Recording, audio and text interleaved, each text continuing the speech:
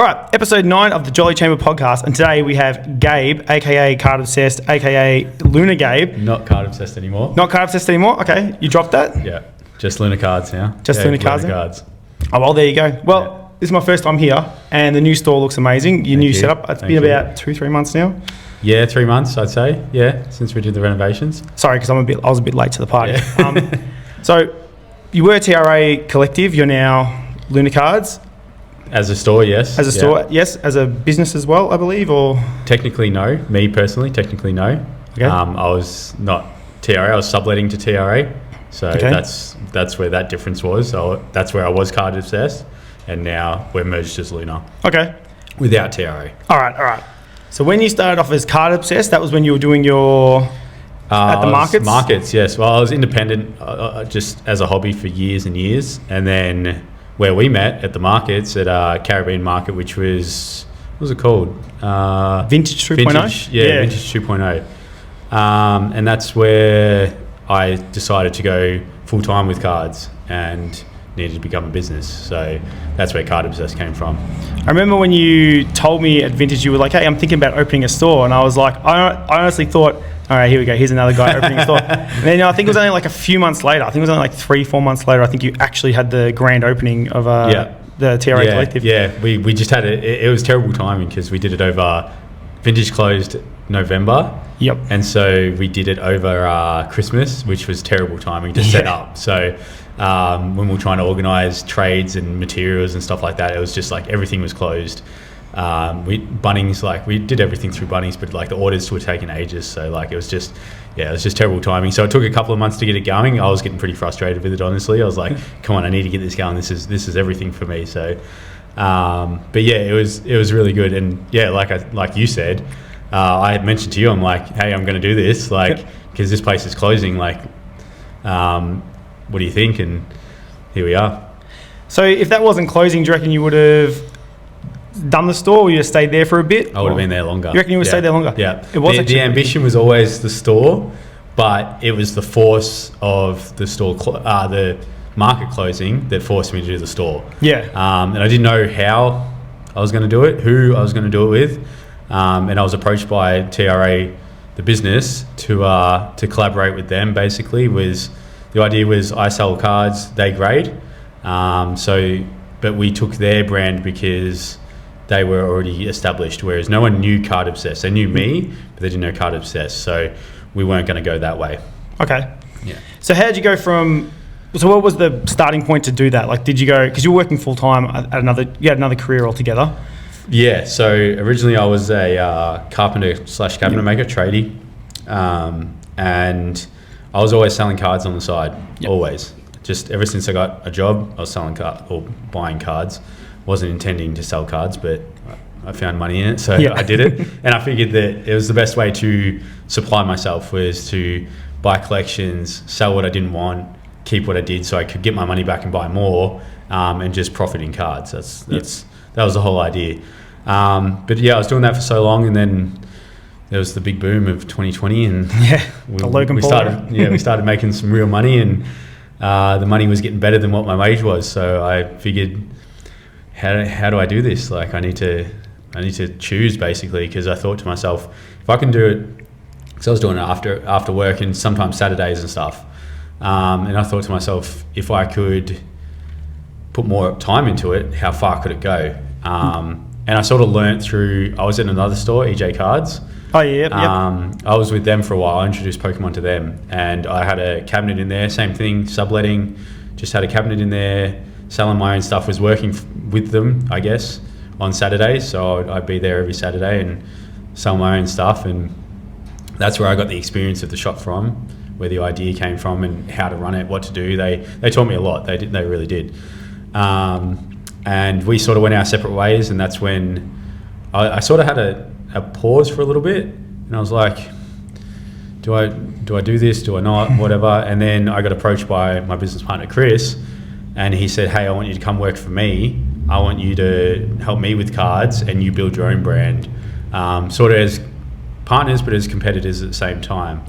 And that's when it was just the flick of the switch, and I said, well, I need to get paid. So if you can offer me enough wage to live, then yeah, I'll build on my own thing. I was going to say, how does that conversation go with the missus? Oh yeah, by the way, I'm going to do cards full time now. Well, yeah, it was funny because the timing was terrible. Like it just came as we just bought a house and we were just about to settle on it and move in.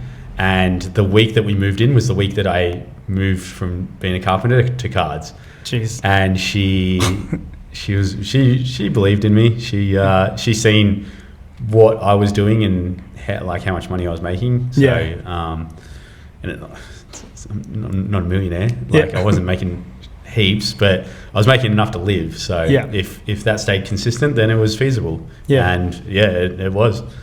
Well, there you go. That's still so, because I think about telling my missus all the time. I've told my missus for the last 2 years, I want to open a car store.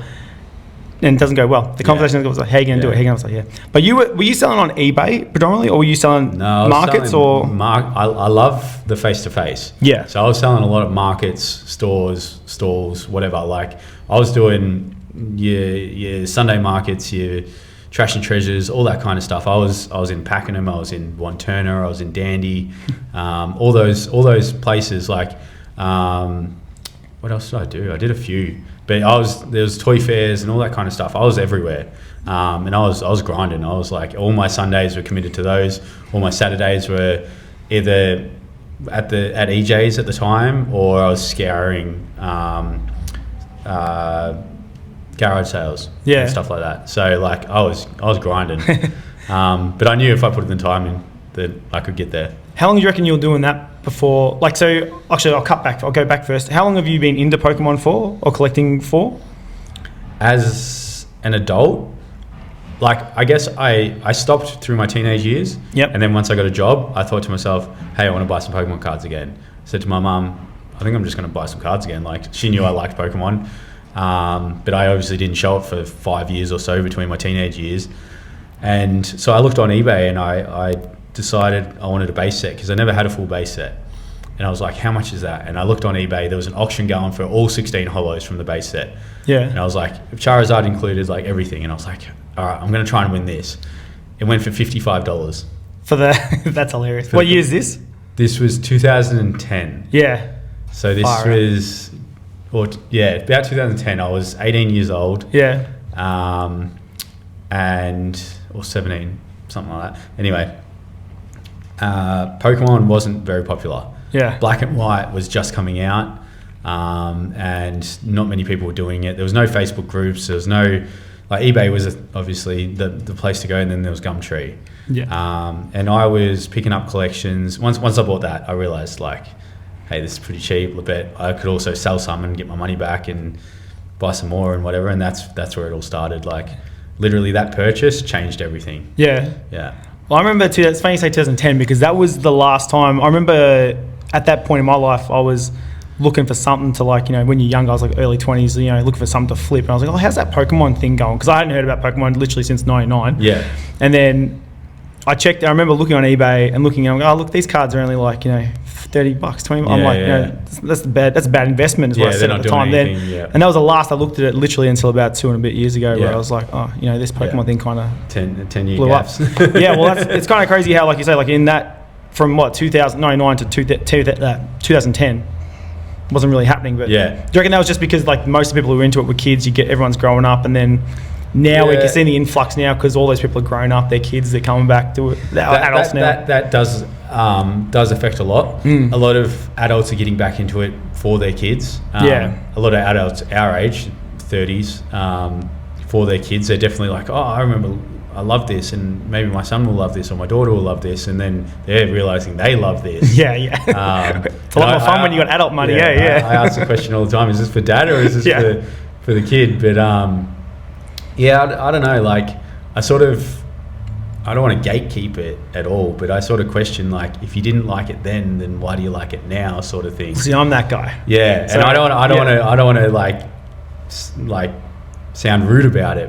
Like, that's the secret nerd. I liked it. Yeah, I loved it the whole time. Yeah. Like even when I was a teenager, I'd still pull my cards out and have a look at them. I wasn't buying them actively, but but yeah, back then it was a different world. Like, it was so cheap. Everything was dirt cheap. I was buying Wizard of the Coast hollows for $2 each. I was buying packs for like Jungle Fossil for $10 each. That's crazy. Like, and this is 10, 12 years after their release. Like, there was nothing in it. It was nothing. It wasn't investing at the time. I was just flipping. Yeah. Like, I wasn't thinking, I'm going to hold this and it's going to go up and I'm going to make heaps of money. No, I was just buying because I wanted it, not because... Were you ripping it, or were you trying to save it, or was this a bit of both? Bit of both. Yeah. Bit of both. I remember buying a base set box, 3 of them. I went halves with a guy. We bought 3 of them for $3,300. Yeah. And we sold one for around $1,500. Yeah. And we kept one each at about $800 cost, roughly. That's sort of what it... Can't remember the exact numbers, but I remember ours cost us under $1,000 by the end of it. And I held on to that for a couple of years, I reckon, and I sold it for about $3,000. Yeah. And I was stoked. Yeah. I was like, this is awesome. I've made so much money here. Like, this is so good. Little did I know, if I had held on to it for an extra 5 years, I would have turned it into 30K or whatever. Well, I don't think anyone really saw it really happening, because I think it was, what was it, like Pokemon Go? Pokemon Go did a little bit. It kind of was that, reminded people. Yeah, there was a little boost there. There was like, what I was selling for $200, I was then selling for $400. So it did a little bit, but then it sort of came back down a little bit. It went back down to like $300. So it did a little bit, but it wasn't like the be all and end all of it. Everyone loved Pokemon Go, obviously. Yeah. But it didn't change the market completely. Yeah.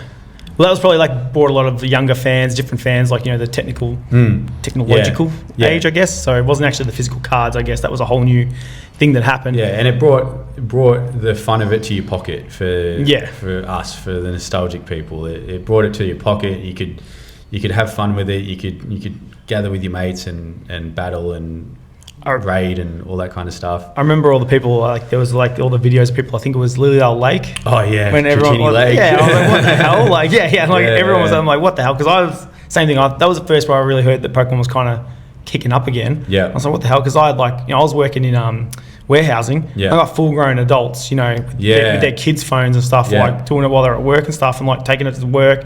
And one of my mates, shout out to Daniel, he was actually doing it like full grown out. He's older than me, like, playing with it at work. Yep. I was like, oh wow, Pokemon's kind of coming back. And then even my work, funnily enough, when they were doing a presentation one day about something, they were mentioning how Nintendo's at the time their stock prices went up. Yeah. So I'm sitting there like, working in, and they're talking about like Pokemon and Nintendo. I'm like, what the hell? Like, what? It's coming back. Yeah. And then I think it was like a few years later, I think it was do you reckon it was the Logan Paul was the next big bump? Yeah. Do you reckon it, people don't want to admit that, but I think it was. Everyone that says they hate Logan Paul or whatever, I've got nothing bad to say about him, man. He changed my life. He's I don't care about anything else. Like, in my eyes, he's a good dude. Did you notice when you were selling at the time it was a pivotal thing like that? Did you notice was it a gradual, or was it like, he's doing this shit, oh my God, I'm selling stuff quicker? Was it like that at all, or was he did that one live video of opening the first edition base box. Yeah.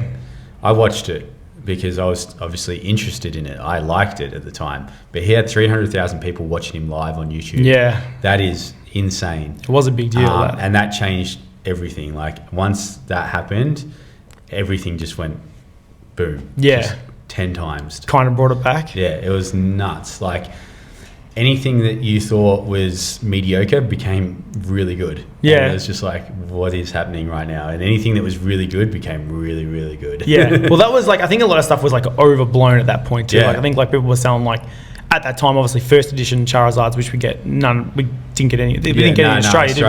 Only like selected card stores like us. Like, if we knew about it back then, we would have got it, but not like your news agency and that. They didn't get it. It wasn't through the wholesaler or anything. Because they were selling, when they selling, I think he blew them up to like, he set that price. Yeah. I think before that they weren't even close to that. They were doing like 11 grand a pack or something. Yeah. Like, which is wild. That's mental. And funnily enough, that box came from an Australian. Really? Yeah. The box that he opened, it came from a guy in Perth. Did you ever buy the G.I. Joe thing? Did you think that was real still? You reckon that was fake? No, I don't. You're not going to buy something like that without doing due diligence. And to get that deep into the purchase, I just don't think it was real. Yeah. Have you ever been scammed like that before? Yep. Oh, great. Sort of, yes. It came through, but it was dodgy. Okay. So I bought a bunch of holos. There's Wizards of the Coast holos. When I say holos, it'll always be referring to Wizards of the Coast. Yeah. There was probably 7 Charizards, 7 Blastoises, 7 Venusaurs, 7 of everything basically, like heaps of holos. I probably paid $700 at the time. Crazy price, but good deal, and pretty fair at the time. Anyway, I was back and forth with this guy. He was a bit, I don't know, it seemed sort of dodgy, but seemed all right at the same time. So I went with it, and I get the package, and I'm like, it's pretty weighty. Like there's a lot of weight in this. I'm like, what is this? I open it up. It's a dead set brick. Real? Like it was a brick. He posted you a brick. He posted me a brick. That's brilliant. And I cracked it at the guy. Yeah. I'm like, what is this? Like, how do you even justify this? And his excuse was, oh, that's a sample from my brother's house. I was supposed to send that to my brother and he got your cards. And I'm like, I don't believe it. Like, that's just not a mistake that happens. Like the weight in this and the feel of it, like there's no way that you mess that up. You messed that up, yeah. And then back and forth, whatever, and then eventually I got the cards.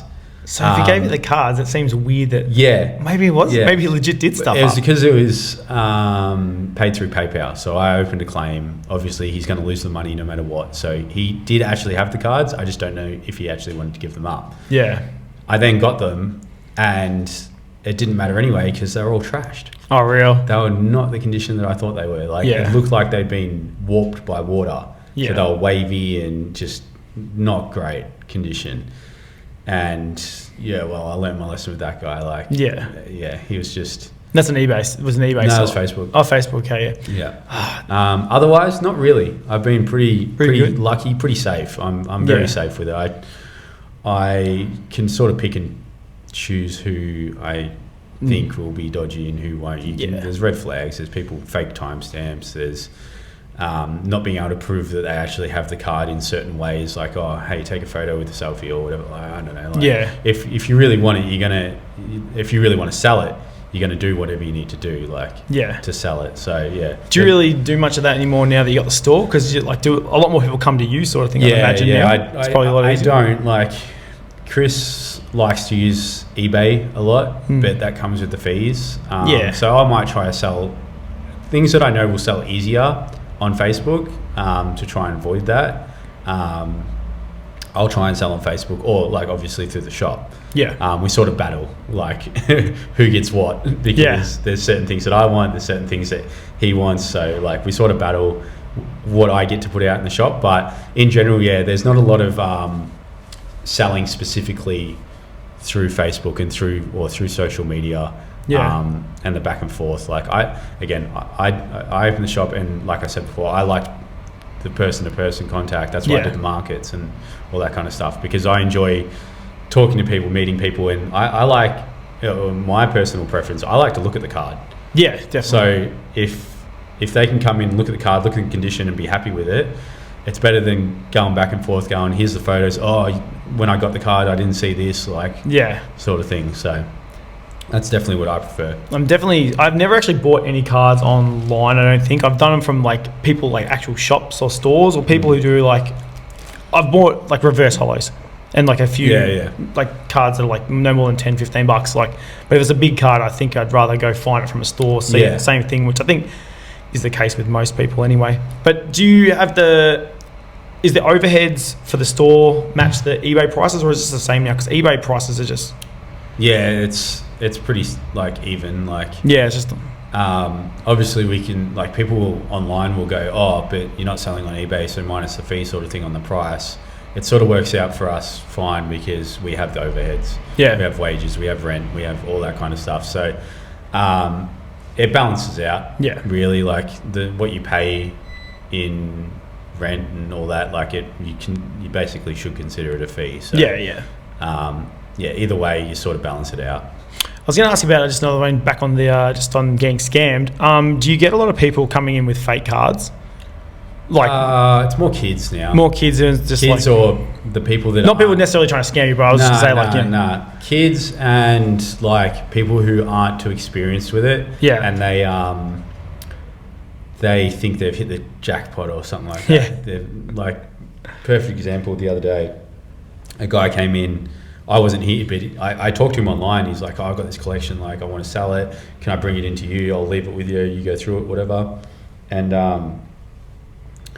I wasn't here when he came, and he left it here and whatever. And he had Giratina alt arts and all this stuff, all fake. Oh. And I'm like, sorry, man. Like, I hate to break it to you. Like, your collection's not worth anything near what it could have been, but you probably wouldn't have these if they were real. That's what I like to say to people. You probably wouldn't have them if they were real. So it shouldn't hurt too much. Like, you would have been super lucky otherwise, but you're not opening these packs anyway. So yeah. It must be like heartbreaking telling some kids, hey, it made kids cry. Oh, bad. And I try to do it the nicest way possible. I'll be like, oh, sorry, mate. Like these, they're not genuine. Yeah. And then they'll be like, what's not genuine mean? And then I'll be like, they're fake. Yeah. And then they're like, that's the heartbreak word. Like, has anyone ever argued back at you? Like, have you ever had like an adult come in and say, nah, bro, they're real? Not really. The thing that I get, which frustrates me so much, parents will come in with a stack of cards, all mixed, upside down, backwards, whatever, like, and just dump it on here on the table and go, can you sort this for me, real and fake? Yeah. Like, what benefit do I have to do like that? there's no time. Yeah, like, this is going to take hours. Like, at least give them to me in stacks. Yeah. Facing forward, straight, like, just so I can just go, oh yeah, real fake. Like, yeah, I'll do that for you, but don't make me put the stacks together and like, flip them around and whatever. Like, that happens all the time. You should just give them the rip test, eh? Say, I'll do the rip test, eh? Yeah, I'll rip them all. Break some kid, yeah. I know there's a few, I don't think I want to name them, but I kind of do because I'm not a big fan of them. But there was a store selling fake cards. I don't know, you probably know about this. Yeah. And they were selling I know who you're talking about. They're like a legit online store. No, like a store, like a store. Like a store. Yeah, like in... maybe I don't then. Ringwood? Have you heard about this? They're closed down now already, fun fact. No. So they opened up in Ringwood. I'll tell you off camera. Yeah, they were. And they were selling the fake... You know those gold ones, like, you know, like the gold. Like I know who you're talking about. Yeah, right. They were selling them, and they were selling some other fake ones, and then eventually they put up a sign saying not genuine or not official Pokemon cards. Yeah. But like apparently, like people were buying them and taking them, like, you know, poor mums and stuff, you know, buying them, taking them to other card stores and going, oh, how much is this worth? And they're like, they're fake. Yeah. I'm like, oh, well, I paid like $15 for I'm friends with the owner of that place, so I don't want to rip them too I hard. don't want to discredit them. We've done some deals before in the past. Yeah. I didn't know they did that. Yeah. And hopefully we're not talking about the same store. No. Yeah. Oh, we are. We are. But I guess like you can only get away with that if you genuinely say that they are not genuine and you are not selling them for anything more than like $1 each. Yeah. They were selling it for $10. Yeah, I don't know what they're selling for, because I know you can pick up those gold plated packs for $6 or whatever at the eBay, at the $2 shop or Amazon or whatever. So yeah, like that's not great.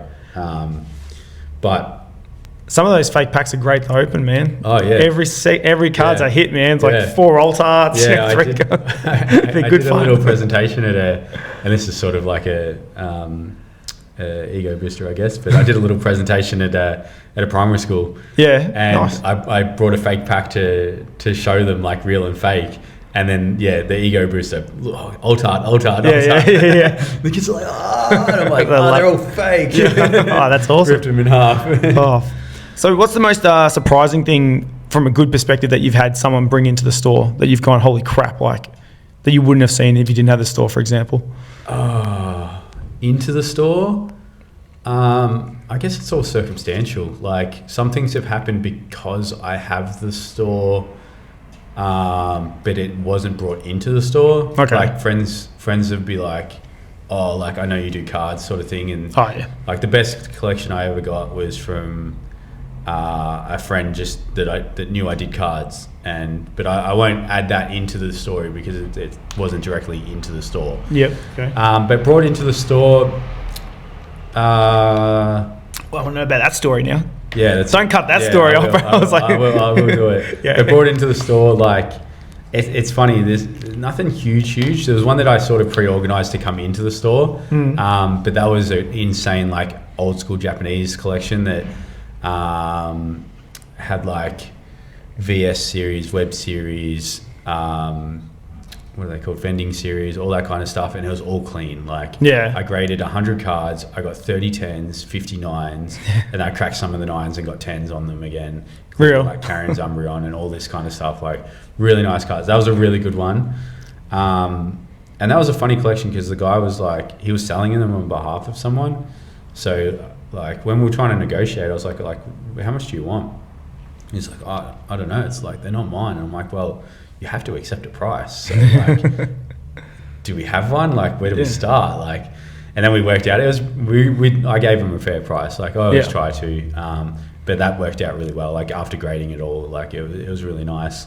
I've seen we've had some of the best collections have walked back out, which is really disappointing. Oh, real?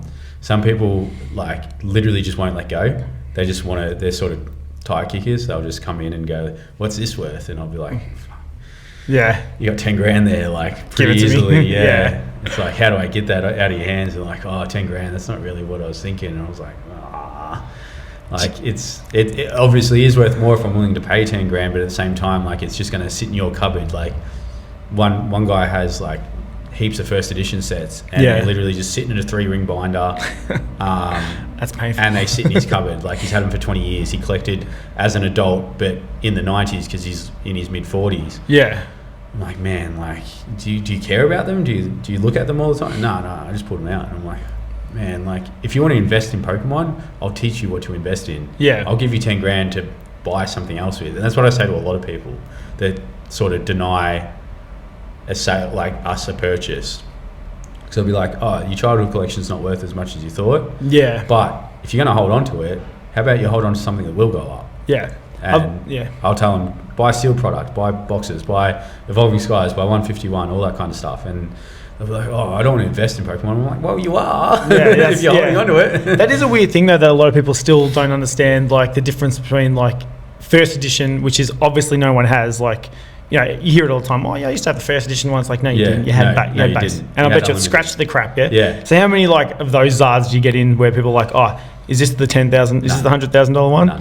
Do you just like tell them, no, that's like a... We'll get first edition cards, base. Like, I have seen a few, like that guy that I was just mentioning. And then another guy came in, he's like, I've got advice to you to check out my collection, but I want to grade it. And I'm like, yeah, that's fine. Like, and then he pulls out first edition base, Alakazam Hollow and stuff like that. I'll be like, wow. Okay. How? And then there'll be an American story involved. Like, I went to America. I lived in America as a kid, like sort of thing. But never will a random first edition Charizard. But I'm also meant like how many people think they've got everyone thinks it's like, look, I'm about to pay my house off. Everyone will be like, whether they have whether they have a Charizard or they had a Charizard. Yeah, had is the biggest one. Yeah, everyone will be like, I had first edition everything, and I'll be like, no, you didn't. No, we didn't. Yeah, no, you did not. But they think they did. My champ's first edition. Yeah, they're all first edition. It is funny though how you kind of say like, you know, people think that having the cards is investing, but like, as you know, it is kind of more sealed stock that just leaving it go. Cards will do it, but sealed is safer. Yeah, and cards, like, I think it's because it's easier to hear about the card too. Like when you hear about the Moonbreon going up, and then Giratina, and then like the friggin' Magikarp for no reason now, and then what was the last card? The Greninja. That was already like 400 or 500, isn't it, or something? Yeah. And like, so when you hear like a specific card, it's easier to go, that's the big.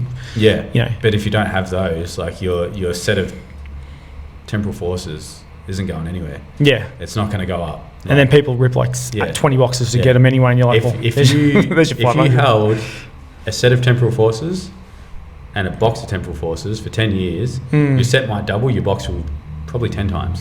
Well, that's like a master. That's like a master set of what was it? Was the other day? I think it was Evolutions. What's the master set of Evolutions go for? $700. Exactly right. But a box is $1,200. Yeah. You can't even get the entire. Yeah. That's if you got every single. Yeah. You know what I mean? Like you try to explain it to people too. Like it's not worth it. Like how do you? They become collector's items themselves. Yeah. Like we all do this for the art, or we do this for the product. That becomes an item itself. Yeah. And that's why like a base set box, you pull a Charizard in a base set box, good chance it's probably not going to be a 10. Yeah. Even if it is, it's still not worth as much as the base set box. Yeah. So yeah, they just become collector's items in themselves. Yeah. And that's where people sort of don't understand investing in cards, I guess. But that's why I kind of always blows my mind with something like Evolving Skies, where that's $1,000 a box now, isn't it? Is it more now? No, I'd say it's pretty steady at 1,000. It's about $1,000, right? Which I called. But was that? Yeah, I know, right? So it's like, there you go. Like, well, if we all knew, we would have been stocking up on cases of that. Yeah. I still remember when that was like 165. Yeah. I said to everyone early last year, it's probably. I think you actually did say it to me a while ago. Actually, whatever. I said it'll be $1,000 box by the end of the year. Yeah. And it got there. That's mental. Yeah. But obviously that set has a lot of alts in it. Yeah. But obviously the big ones are moving It's on. got like 10 cards over $100. Yeah. What other set has that? None. But how can you get? What are you gonna? How many of them are you gonna pull in a box? Yeah, you're not. You're not. So it's like. I think I opened a case when it came out. I got 2 alts. Yeah. It's a rough. What a rough game, eh? Yeah. Yeah. I want to hear that story about that collection. Because that was wild. That was That was a good one. This is my favorite one. One of my mates, he knows I have a shop. He knows I collect and whatever. And he sent me a video on Snapchat actually, and he goes, "My uncle has this," and sent me a quick glimpse of a base set and some Dragon Ball Z Tarzos. Yep. The gold ones. And for those that don't know, they're worth a fair bit. And I was like, wow, who's your uncle? Why does he have this? How do I get it? And he goes, I'll put you onto him. He's got all this stuff he's trying to sell. And I'm like, yeah, fair enough. Where's he live? He told me where he lived. I'm like, that's 10 minutes from me. Let's sort this out. Gave him my number and he said he'll call me. 2 weeks went by, didn't get a call. I'm sitting there going, I've lost this. I'm messaging my mate, what's going on? I want this. It's really cool. And then I finally get a call, and he's like, oh yeah, I live 10 minutes down the road. You can. He's like, I'm retired. You can sort of come around any time. And I'm like, well, I'm free now. It was a Tuesday or something. I have Tuesdays off. Okay. He's like, oh yeah, come down now. And I'm like, sweet. And I'm like, I know what I've seen, so I put $5,000 cash in my pocket. And hopefully I was like, this should be enough. We'll see what happens. And I get there, and he walks me into his dining room. There's 2 boxes full of binders. And I'm like, shit, $5,000 might not be enough. And I go, all right, let's go through it. I'm going through it. There's some decent stuff. I find some good Pokemon. There's Shining Celebi and some good Yu-Gi-Oh as well. And I found the Dragon Ball Z discs, and the gold set's worth $2,000, maybe a bit more, and he had 2 of them. I was like, wow, this is okay, $5,000's not enough. And then I go, so what's the story? And he goes, I'm selling these on behalf of a woman whose husband passed away, and he collected them when he was retired in the early 2000s, and he just loved collecting. And he collected everything: Tarzos, Yu-Gi-Oh, Pokemon, Dragon Ball Z, Star Wars, Star Trek, Marvel, everything. And he put it all away after 2006, and then he passed away in 2020. And the wife wants to sell it because she wants to do some upgrades to the house. Fair enough, cool. And I go through it, and then he hands me this biscuit tin, Arnott's biscuit tin, old 90s Arnott's biscuit tin. I open the metal one? Yeah, metal one. Yeah.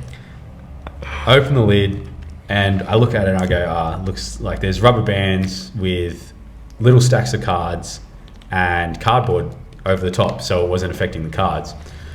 Pull one over, commons, Pokemon commons. Yep. Pull another, Pokemon commons, whatever. Nothing great in there.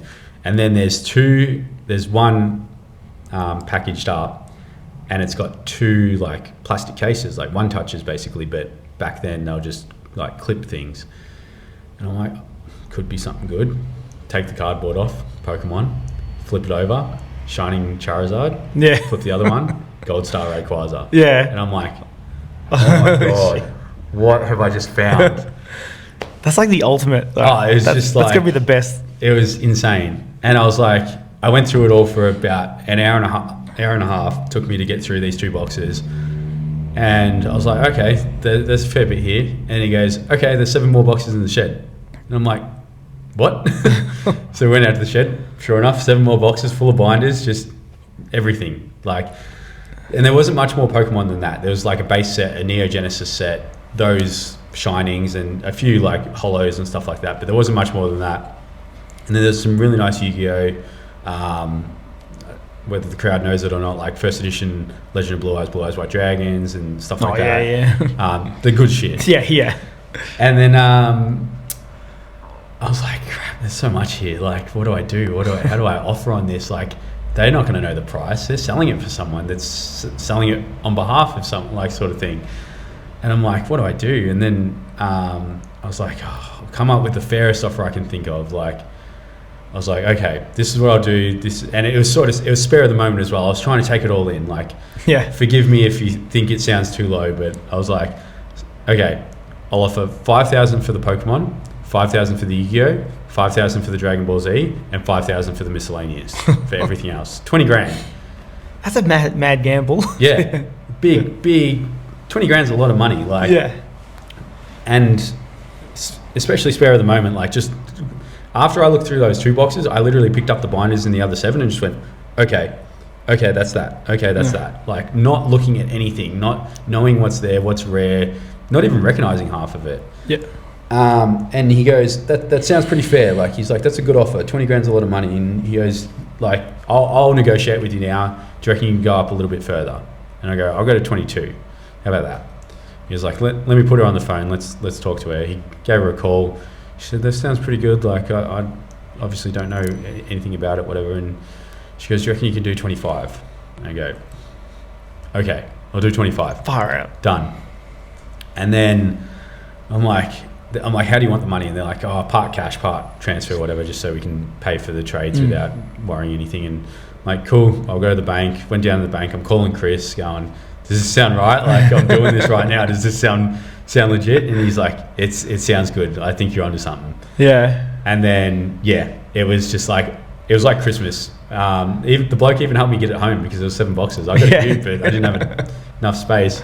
Got it home, put it on my dining table. My brother came around. We went through it for a week. Yeah. And it was Christmas for a week. Like, it was like, oh my God, look at this. Oh my God, this is worth this. Holy crap, look at this. Oh my God, he did this. And it was nuts. I've never felt anything like it in this whole collecting world. It was just like the best experience I've ever had. That's like a proper... And it wasn't even for money. It was just like, oh my God, I now own this. Like, I've got a first edition Legend of Blue Eyes White Dragon, which I never thought I'd have.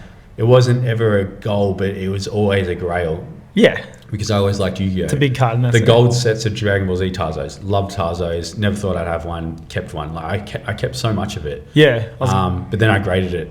And like Shining Charizard, got a PSA 10. Is that the video where you were like stoked? Lose my mind. So that's from that collection, that video. Holy crap. That's got to even feel even better. Like, and I've still got it. I kept it. In a random tin that was just sitting. Yep. And like it's sitting there for PSA 20 10. years.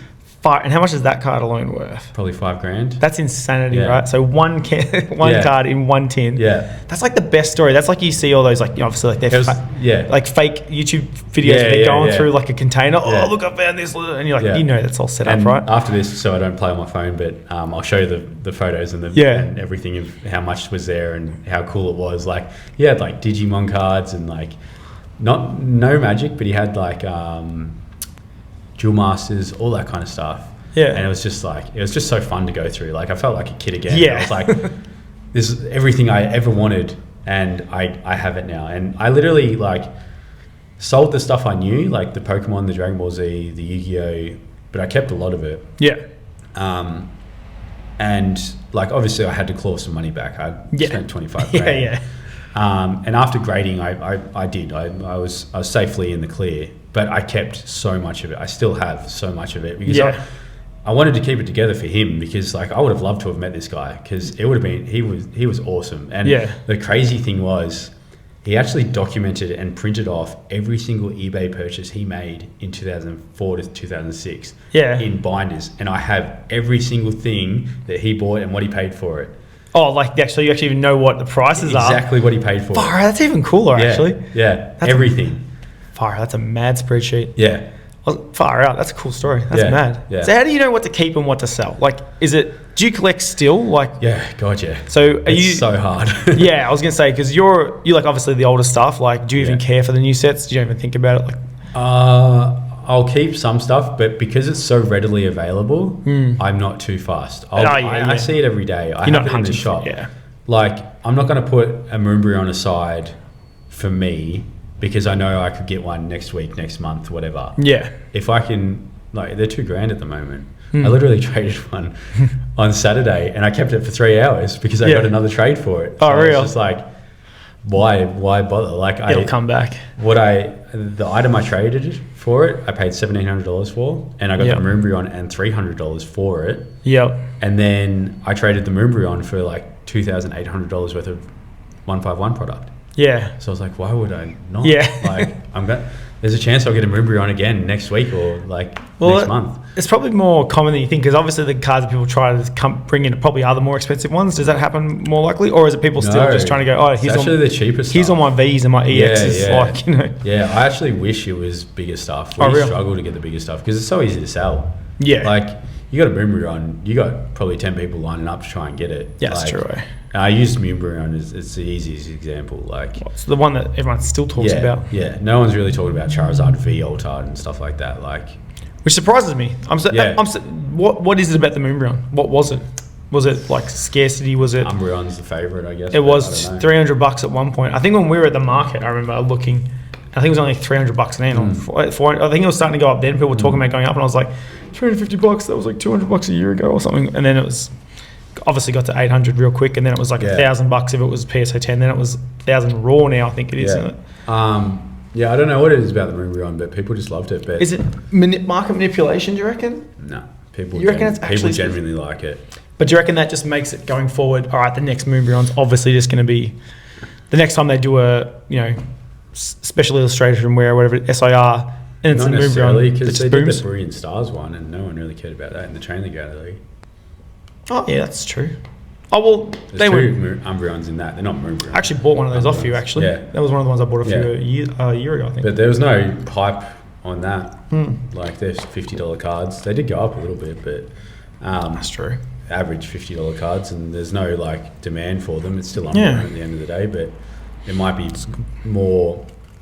There might be more population of them, but there's still a lot of. So you reckon it's not the actual Pokemon? There is like a specific reason for that card. Yeah, I suppose it makes sense. I was actually always thought the Rayquaza was the better card. So did I. Yeah, I think at one point it was. I really like the Dragonite. Yeah, Dragonite's a good card too. Dragonite's sick. There is a bunch of good cards. I agree with the Rayquaza call. Yeah, that's my pick. If I'm going for one, if I'm spending that much, I would happily have gotten a Rayquaza. Yeah, I thought that was just the better card. I even thought the Umbreon V, not the VMAX one, was a better card. You know, the one where I'm standing on the stairs or whatever thing. Yeah, looking over. Yeah, I thought I put that in the case that I opened. Yeah, that and Leafeon.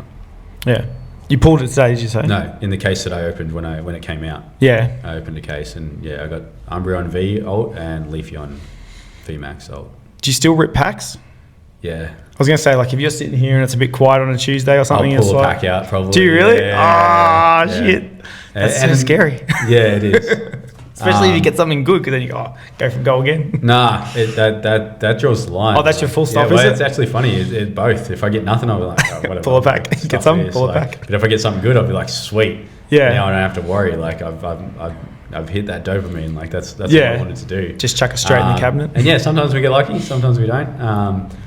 But we don't open much for the store. Yeah. It's too risky. I was going to ask you about that. So, like, just say you have a new set comes out on Friday. How quickly before you start loading it up into the cabinets of the new, because you want obviously singles of the new set, do you rip stuff specifically for that, or you just wait for people to rip and just try and buy it back off them? Not really. Like, we only rip, like, Stellar Crown came out Friday. Yep. We only opened one box. Yeah. And that was because we did the midnight launch. We did the midnight launch for every set.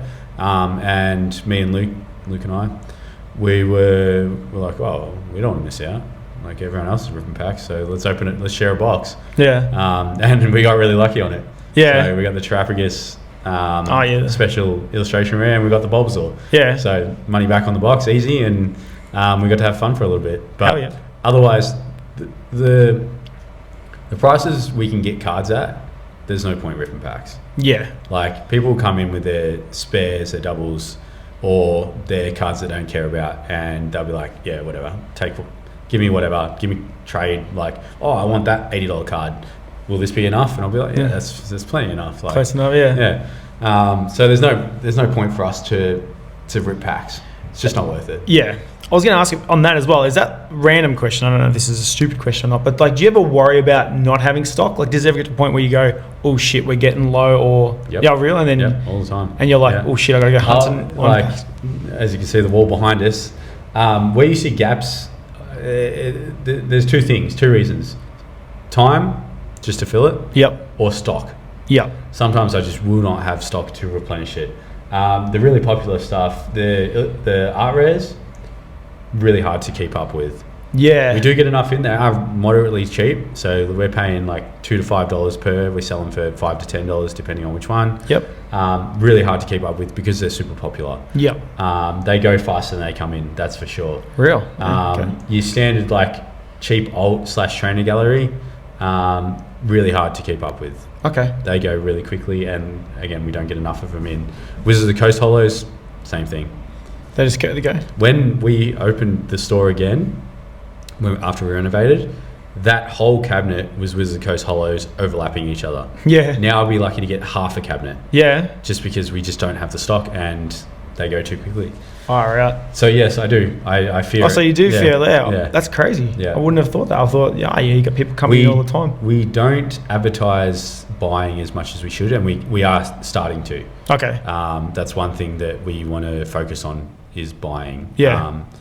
Because it's sort of self-sustained, but at the same time, we'd always like to have more. Yeah. We do have like endless stock of V's and stuff like that. No, but no I'm sure you do. V's. Yeah. I was gonna say, how much do you hold? Do you actually still sell V's or like the EXs? Or? Yeah, we sell them for like $2-3 each. Like, yeah. For the odd person that wants it, it is justified, but like at the same time, I could almost give them away and it wouldn't affect anything. Like, do you still buy them though? Like, do you I buy them for 10-20 cents each. I was going to say, because it's not much. I literally got 5,000 count boxes full of them. Like, yeah, it's just I've got hundreds of these and I don't know what to do with them. Like, do I just give them away? Like, because but I think at the market I didn't sell any. Like when I sold a bunch of other crap. Not one V was sold. I looked at the back and I was like, no. Like you say, I sold a bunch of the illustration rares. I sold a few big hits as well, which was good, but. No Vs, maybe an EX or two, but makes sense because it's kind of newer sets, and I guess. But what do you sell between sealed and single cards? What's the bigger? Single. You reckon single's more than stock? Yeah. Yeah. Way bigger. Really? Yeah. Sealed is. Is that because you've got a lot of singles? Because we're very well known for our singles. A lot of card stores don't have as much as you do. Yeah. So. Gotta be proud of that. I'm proud of it, and I don't want to comment on other card stores. I'm not ripping on other card stores. I get that. I just don't want to like big note myself for it. But do it. Like it's what I wanted to do. It's what I wanted to do. I wanted to be able to go somewhere where like I wanted people of like every collecting caliber level to be able to go here or somewhere where they could find something they wanted. Whether you're a high-end collector or starting off, like I wanted to cater for everyone, but that's the thing. I wanted to be able to have a place where I could walk into and go, I need that card, and that's $100 card, or it's a $200 card or whatever. Like I wanted to be able to find stuff that I wanted, and like I'm not a high-end collector, but I collect first edition Wizards of the Coast, so you don't find that everywhere. And like I said, I wanted to be able to cater for everyone. And nice. That's what we do. But in terms of single and sealed is such a tough market. You've got all these online sellers, you've got all these retailers the big retailers that don't care about losing money, and then the online sellers who are happy to make $5 off a box. Like just to get rid of stock and keep their banner account. We sell the new release booster boxes for $190, $200 a box. Most people will flog them off for $170. It's just not worth it for us. Why would you outlay, say for example, you buy 20 cases, let's say they cost $1,000 each. They don't, but let's say they do. You outlay $20,000 on 20 cases to make $100 a case. That's $2,000. Why would you outlay 20 grand to make $2,000 when you could buy a singles collection for 20 grand and turn it into 30, 40? That's our justification. Like, and they don't move that well unless you pre-sell it, because if you pre-sell it, people jump at it because they're like, oh, I'm going to get it first. Once it's out in the world, no one cares. Yeah. They're the other person that will come in and go, oh, I want a box, and I'll be like, cool, here's a box, whatever. But if you don't pre-sell it, you're not going to get your sales. Do you reckon it's people getting more savage at the price, like because it's kind of expensive, and it's only stupid YouTubers, who are actually buying like bulk amounts of boxes? Oh no, there's definitely people that are buying a lot, like three boxes to a case each. But again, they're going to try and save every dollar they can. Yeah.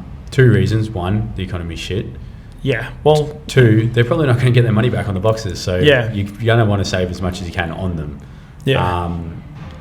And that's all there is to it. Like, people will try and save money where they can. Yeah. They'll come in and say, can you price match, I don't know, eBay, like someone on eBay but this person has a $20 voucher. It's like, yeah, how can we do that? How can you, yeah.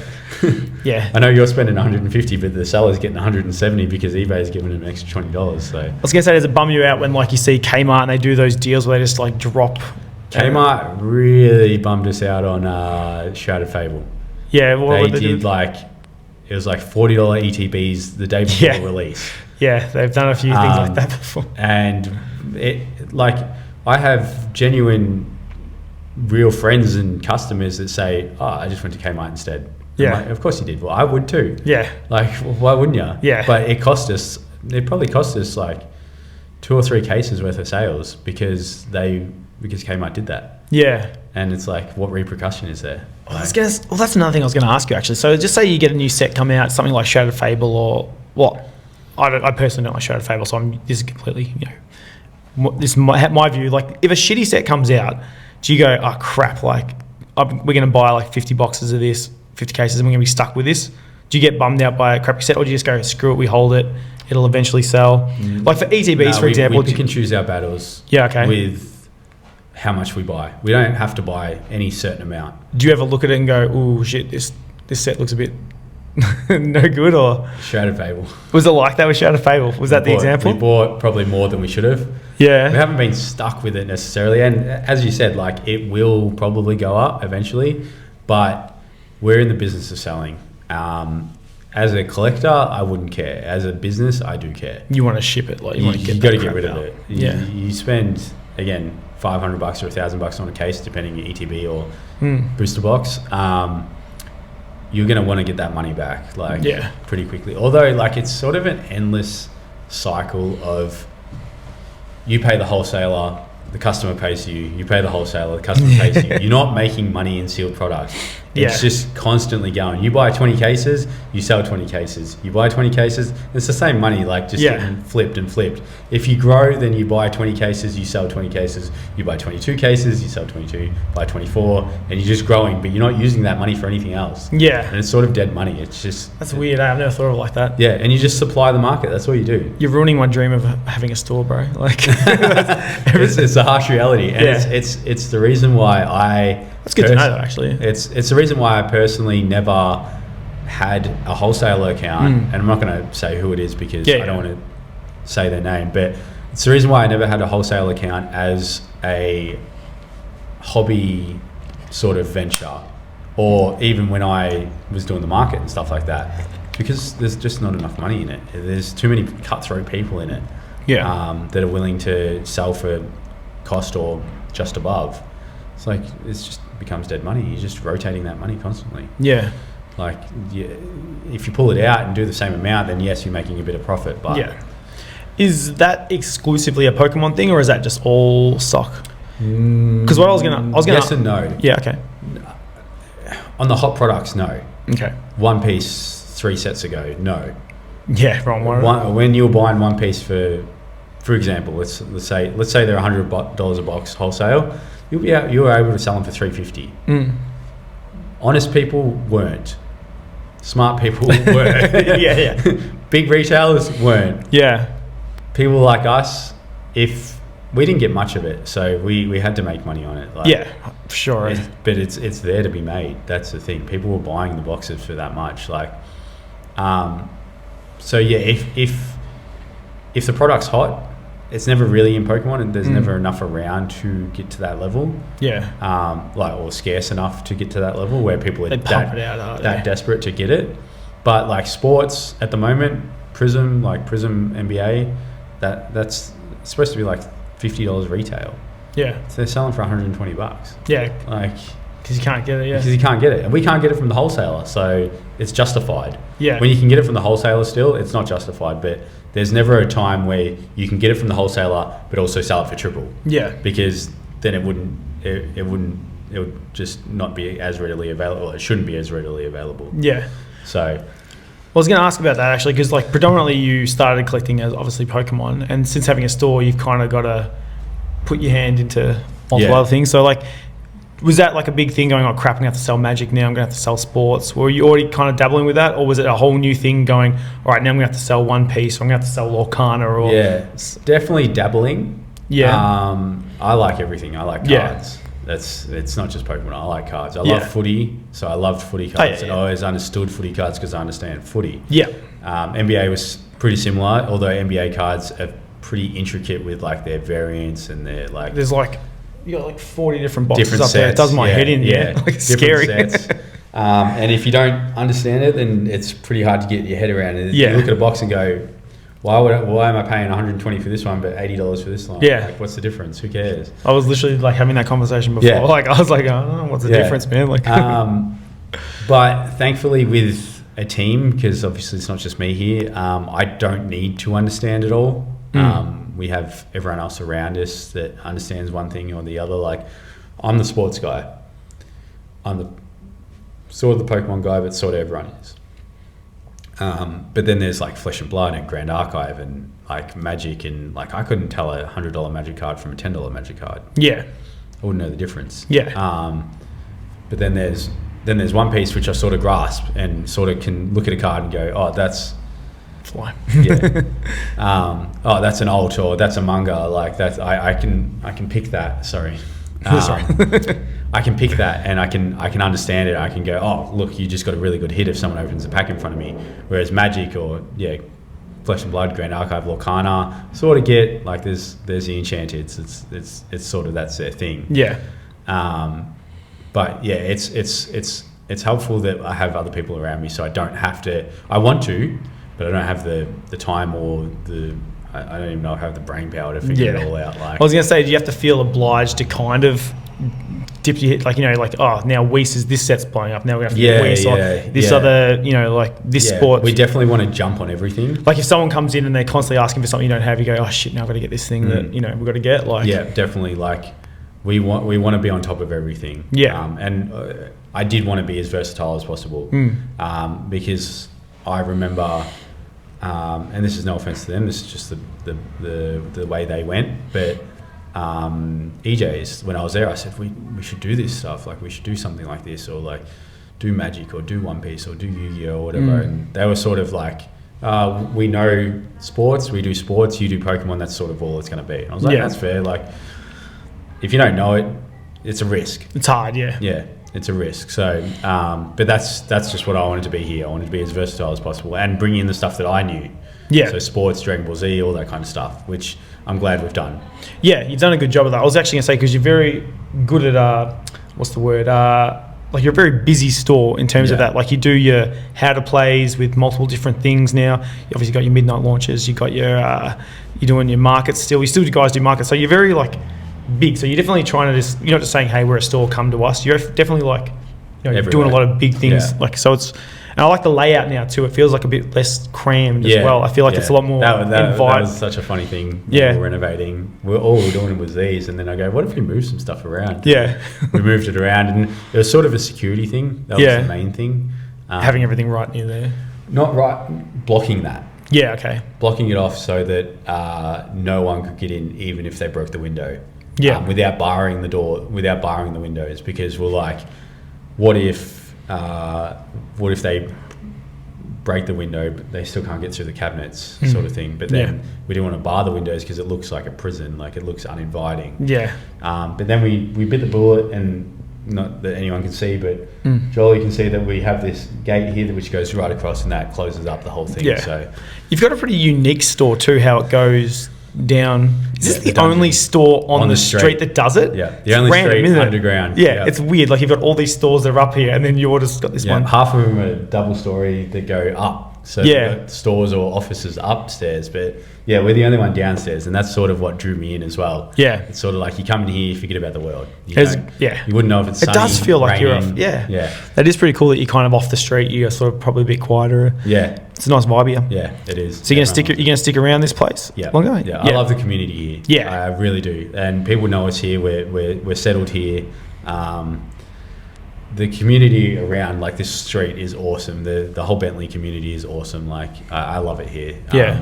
Our locals / regulars, the kids, all that kind of stuff. Like you're in a great pocket. Like because a lot of stores they're a bit out of the way of somewhere. They are. There's stores that are factories. There's stores that are like in a small shopping strip.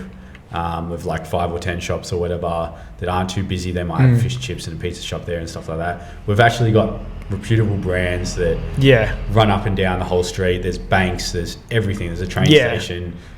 So when I seen it and the price, I was just like, yeah, this is the one. It was decrepit in here when we first came in. It was disgusting. But we cleaned it up. It is. It's a grass store. It's big. It looks nice. It's colourful. You got everything. The back wall there looks good now with all the binders or the palms off. Shout the palms off. Darcy. Good on you, lads. No, store's looking grouse, man. I'm loving it. I was just about to say something else. Listen, my brain's like mashed potatoes today. Well, actually, I do want to ask one question. Feel free to answer or not. What happened with TRACon this year? I'll say what I can. What you can say, And it's more a defamation thing, and I hope people understand that. It's not that we didn't want to protect the community or didn't want to do anything about it. It was literally like, hey, if this goes ahead and we say bad things about it, we get in trouble. And all I will say is that we had no involvement in organising or taking tickets, taking money. I don't even know how many tickets sold. I don't know how much money got put through. I don't know anything about the organisation side of things. And the last thing I heard from Ken himself was it's like April, March. And he said, no, it was March. And he said to me in a message, tell everyone that everything is kicking off in April. And that's the last thing I heard. Towards the con. Tell everyone everything's kicking off for the con in April. And that was literally the last thing I heard. And that's all I can say about it. I wish we had to give him the benefit of the doubt. That's all it was. He said he was going to do it. We thought he was going to do it. We left him to do it. And that's all. It's pretty unfortunate. That's all we could do.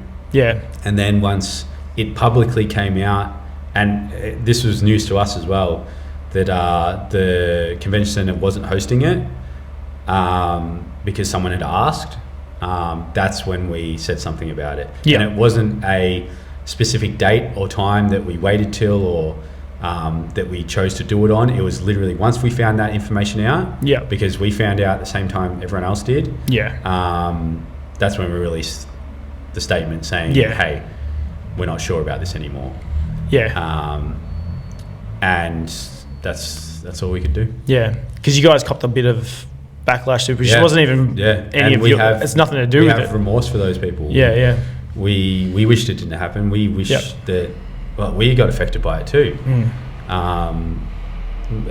Reputation wise and like trust wise, like we thought it was going to happen just as much as they did. And people were coming to me saying, hey, I want to be a part of the con, and I'd be like, well, talk to him. Like I was trying to push them over there and say, hey, if you want to be involved, like go over there. Like people were saying, oh, when's the applications going up and all that kind of stuff. I was like, I don't know. I don't know. It's pretty hard, eh? Well, that's kind of one of the bummers about having the changeover. People still associate you with them. So does that mean you go to a Lunacon this year? No. No? I reckon you guys could like pump it? We know we probably could, but just the stress of it all. You've got enough on your plate. You guys do a lot. It was too stressful, even not being an organizer the first time. We were merely vendors and volunteers. We had a stall there as the shop, but it literally TRA didn't make $1 from the shop there. Yeah. They didn't make $1 here. They weren't selling products here. They were selling grading, and that was it. Okay, yeah. But even there, like, I was like running around. People would ask me questions. I'd be like, dude, I didn't organise this. Like, oh, where's this line? Oh, how do I do this? What does my ticket get me? I'm like, dude, I don't know. Yeah. Because I didn't know. Maybe you don't call it LunaCon. You give it a different name, so that way the people don't think you're attached to it. Yeah. We'd happily associate with people and like help push events and maybe even volunteer and be involved in them, like we are with Collect Fest coming up. We're doing. Oh yeah, which one's that one? That's in Marvel. June. Marvel No, it's at the convention center. It's in like June next year, I believe. Oh yes, that's the big one. Yeah. Yeah. We're doing the Learn to Play there. Oh, nice. And yeah, we're going to be helping facilitate a lot of things there. So, and we're giving them our ideas and our experiences and stuff like that. And they're really cool people. I think they're going to pull off a really good event. Yeah. And we're looking forward to that. And that's at the convention center. Yeah. That's so they got risky. like 3 bays. It's big. But they do other shows, so they know what they're in for. Yeah. So that should be a good one. And that's like as far as it'll go. Yeah.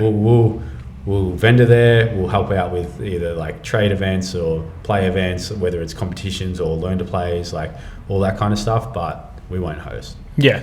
Not for now, anyway. Yeah. You never know. It could come down the line. But yeah, for now, for the foreseeable future, we're not hosting. Yeah. Okay. That's all right. You got enough on your plate. You got what's the next one you're doing? You going to Midnights? We got Melbourne Toy and Comic Fair. That's this on Sunday. Yep. Then we got Midnight Traders. This will be out Sunday night. So Midnight today. Traders Hope it went well. TCG Expo. That's gonna be fun. That'll be good. And then I'll be hanging out Melbourne and Sydney. Oh yeah, cool. And then I am, just as a guest, I am heading to America in December to go to a TCG Expo over there. No way. Yeah. So as a guest, what are you doing there?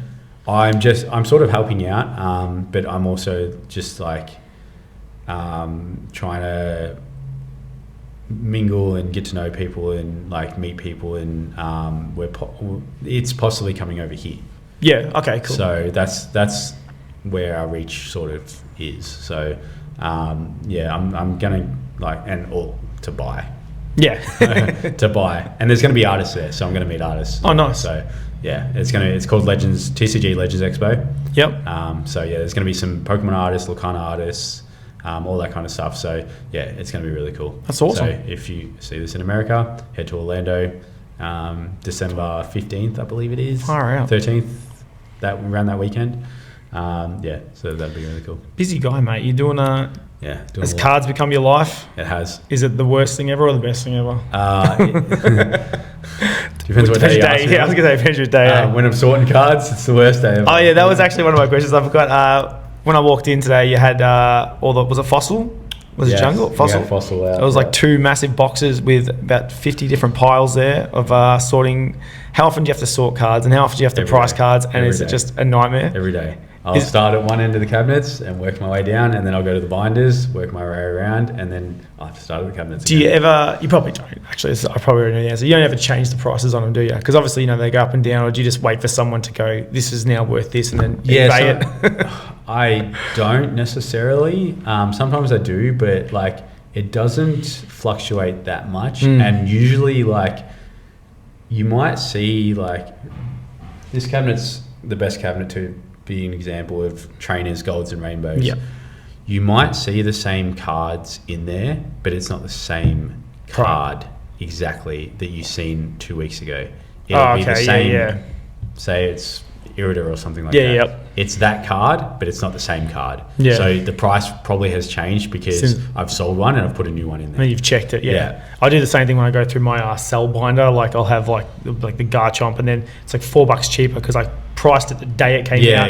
Go by the immediate eBay price, which is maxed out. But if someone comes in and goes, hey, that card's like $10 cheaper now, I'll be like, all right, let me look it up. And if it is, I'll sell it to them for $10 cheaper. Yeah. Like we're not. Can't just hold your ground. Yeah. Nah, wait for it to go back up, bro. No. Yeah, we would never sell anything if we did that. Yeah. Well, you're doing pretty good. You've done amazing. The store looks great. You've done 1,000 big things. You've got 1,000 big things coming up, mate. Yeah. Give yourself a last minute plug. Luna Cards, Bentley, 512A Centre Road. If you ever want to send us stuff, the A counts, but otherwise 512 Centre Road, Bentley. We're in Victoria. We're big on eBay. Website store we're working on it. But otherwise, catch us on Instagram, Facebook, TikTok, Lunacards AU, eBay as well, Lunacards AU. So, yeah. There you go. Thanks for having me. Thanks for being on, mate. Well, I had you, but you had me at the same time. I'm here with your place, yeah. And then I don't know how to do a sign off, so we'll just do one of these.